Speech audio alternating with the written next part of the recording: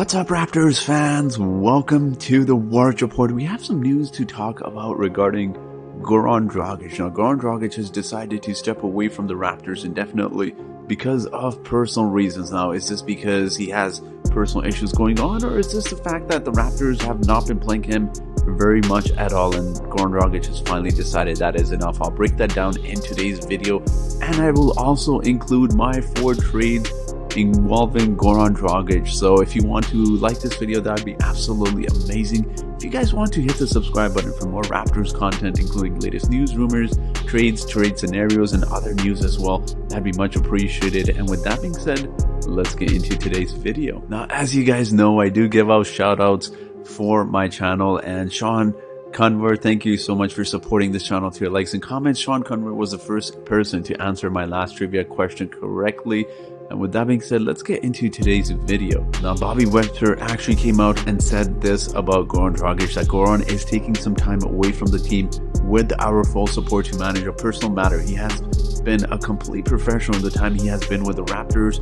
Goran has been a great mentor to our young players and a valued teammate for our veterans. He will continue to work out and stay in shape during his time away. There's no definite timeline for this process, and we will advise updates as appropriate. Goran has the backing of Masai, Nick, and the entire organization, and we wish him nothing but the best. Now, again, you could dissect this as you wish. This seems like he's obviously taking some time away from the team to deal with his own personal life. Again, people will make this into something more, that maybe he's just stepping away from the Raptors because he's not getting playing time. But let's talk about Goran Dragic and some of the trades I was talking about. So I'm going to throw my first trade proposal here for you guys. Now, this is actually a 3-way trade between the Raptors, Bulls, and the Wizards. So the Raptors send Goran Dragic to the Wizards, who have been a really surprise team for everyone this season, and they may seem like they're trying to keep Bradley Beal happy, so they get a little bit of bench presence and veteran presence in Goran Dragic, and they get some much needed scoring. Now, the Wizards do give up Kentavious Caldwell-Pope. They do get out of this second year of his contract and not paying him $13 million, and in return the Bulls give a second rounder to the Wizards, and they also send Derek Jones Jr. for salary filler purposes to the Raptors. But the big piece here I want to talk about is Thomas Bryant, who the Raptors get from the Wizards. Now, obviously, the Wizards do have Gafford and Montrezl Harrell, who has been playing really well for the Wizards this season. So they ultimately decide to move Thomas Bryant, who has an expiring contract, but he is a very big body who the Raptors could use. We know the center issues regarding the Raptors, and they get a 6'10 guy who weighs about 248 pounds. So the Raptors get a center who gives them a lot of size. And I want to show you some statistics about Thomas Bryant because I really like this guy. Now, as mentioned, guys, Thomas Bryant, he's also a very young player, 23 years old. He's obviously had some issues regarding injuries, but when you take a look at his stat, and one stat that really jumps out at me is his 3-point percentage the last couple seasons. Although he's only taking about 2 3-pointers a game, he did it across 46 games, and he's hitting about 40% of them, which is great. And again, limited games this season as well, 42% from the 3-point line. And that is huge for the Raptors because you need someone who is able to space the floor. We don't have any center that can really shoot the 3-pointer. I know Precious has been trying his best to take a few more threes and making some of them, but he's still a work in progress. He's a young player. But if you get someone like Thomas Bryant here, you get someone who can really space the floor for guys like Scotty Barnes, for guys like Delano Banton, for guys like Pascal Siakam as well. So it'd be a big beneficial help for the Raptors on the offensive side, but also they get a big body who can really be a paint presence, because as great as Precious and Cam have been, let's be honest, you don't really necessarily look at them and not attack the rim. This guy is a big body. He'll protect the paint a little bit more. He's not a greatest shot blocker, as you see by his stats here, but still, I would be really excited if the Raptors did get Thomas Bryant. Now, let's move on to our second trade here. Now, this trade has the Raptors sending Goran Dragic, Yuta Watanabe, and Malachi Flynn to the Phoenix Suns. So Goran Dragic goes back to the Suns. He played for them a very, very long time ago. So they get some much needed help off of the bench. They get some scoring there. They also get a really good player in Yuta Watanabe, who's very versatile, as we know. It hurts giving up Yuta, but Yuta has also got an expiring contract as well, and you know he's going to be making a lot more than $1.7 million. Now, Malachi Flynn, I really hate giving him up because he is one of the player. I feel like he has been not getting enough minutes this season, but I really do believe he's got a bright future in the NBA, so we give him up. But in return, the Suns give up Dario Saric, who can stretch the floor, essentially takes away Chris Boucher's minutes, who we can flip as well.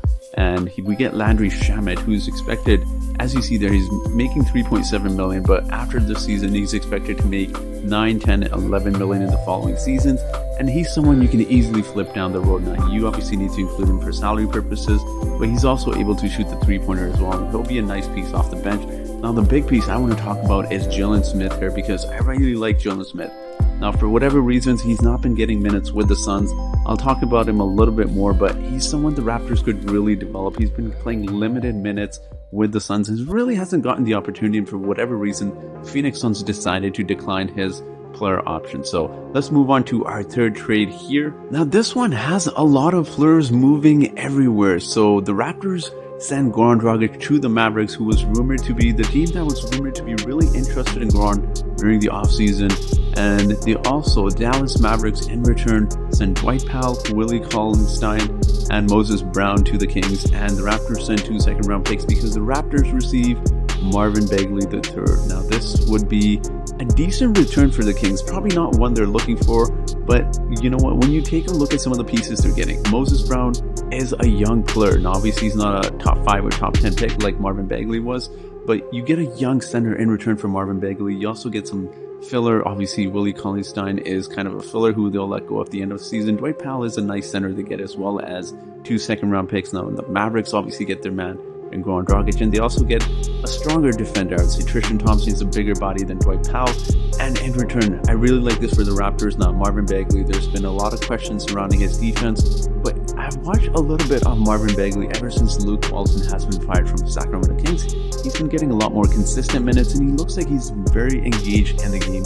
I saw the game where he was guarding LeBron James, and I thought he did a fairly good job of it. So if the Raptors were to pull off this miraculous trade somehow, I don't think necessarily this will happen, obviously, but we can always hope. I think that would be amazing for the Raptors. Marvin Bagley is a free agent at the end of the season, so it'll be interesting to see what the Raptors would do or how much they pay him, but I think he'd be a really nice fit with the Raptors. Now, let's move on to our fourth trade here. Now, my last trade here, and probably one that is probably the most unrealistic given how many players are moved around and all of the players around. But let's start with the Atlanta Hawks, who received Goran Dragic from the Raptors. Great veteran presence off the bench.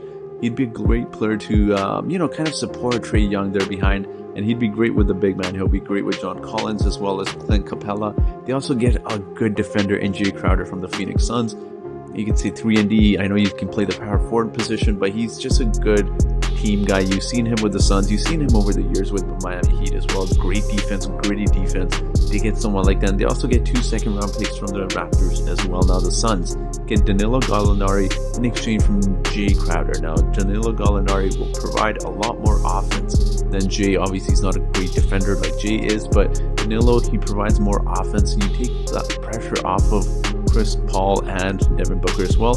And again, you give up Yuta Watanabe, which sucks for the Raptors because he's a great player. You would love to have him around the bench, and he's just a great teammate, you can tell. And of course, Malachi Flynn as well. But let's talk about the Raptors return and what they're getting. Again, they're getting Landry Shamet. They're getting DeAndre Hunter as well. I really like this return for the Raptors. I really feel like DeAndre Hunter, he's in his 3rd season, very young player. He provides some really good size, 6'8". He's, I believe, around 224, 26 pounds. Again, good body, good size. He's still a very young player, just has not gotten the opportunity. It's been a little injury prone as well with the Atlanta Hawks. The Atlanta Hawks have a lot of depth. They have Kevin Huerter. They have obviously Trae Young, John Collins. A lot of those players that really need their shots. And again, they get Jalen Smith here. Now, I want to show you some of the statistics regarding these couple players because I really like DeAndre Hunter, and it would be amazing if the Raptors are somehow able to snatch him away from the Atlanta Hawks. But let's talk about some players here. Now, let's start with DeAndre Hunter because he's into his 3rd season. He's 24 years old, and as you see, his 1st, 2nd, and 3rd season, it seemed like he was improving and a little bit of a drop-off in his 3rd or current season, I should be saying, but it is limited games again. It's only 11 games. His point production has dropped a little bit, But as I talked about, I feel like he is a great player who just does not get the opportunity because there's a lot of players on the Atlanta Hawks that really need their shots, and he's just not getting that opportunity. I think a change of scenery would be amazing for him on the Raptors. And look at that 3-point percentage as well. He's really improved from his second season to his current season, 39% from the 3. And I really feel like he would be a key part of the Raptors bench. He can play small forward. You can play him at the power forward position if you like, and someone behind OG Anunoby that can really play and just give us a little bit more depth at the small forward position. Now, as I talked about, I'm going to go back on that screen because you do give up Yuta Watanabe, who can, play the small forward position, power forward, and you essentially replace him with DeAndre Hunter, a younger player who's got more potential.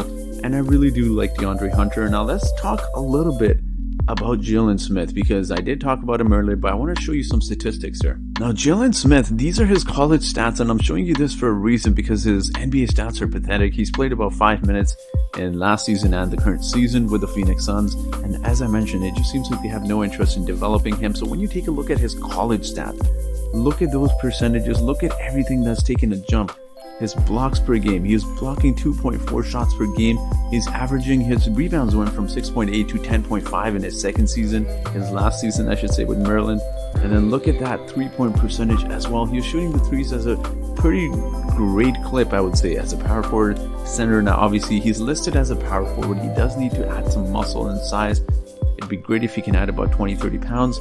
But as I talked about, for whatever reason, he just has not been getting the opportunity with the Phoenix Suns.